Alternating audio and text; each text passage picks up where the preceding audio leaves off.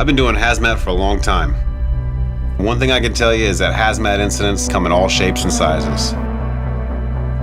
First thing you need to do when you approach a scene is establish the hot, warm, and cold zones. Now, DJI's M300 with the laser rangefinder and POI function can give us a new way to do that. Hot zones are dangerous. You could be talking about fire, radiation, or gases that could kill you or those nearby. Warm zones are just beyond that danger. This is where we stage the entry to the hot zone and decontaminate those on their way out. Cold zones are safe zones. This is where we put our support and mark off the air to civilians. We could use DJI's M300 to set our zones quickly and safely. That's good for the public, and that's good for us. As we started pushing the limits of the drones to see what we could do with them, DJI has been working with us and letting us have some input on how we can improve the drones.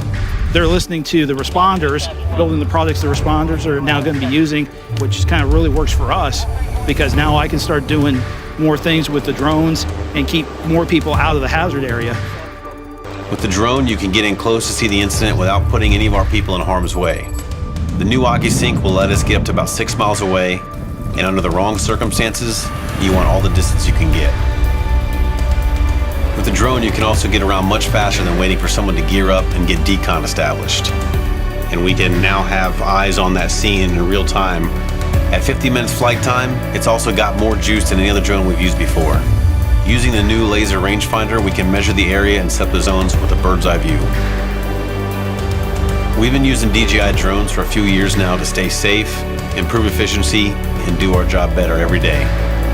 The M300 is the next obvious step for us.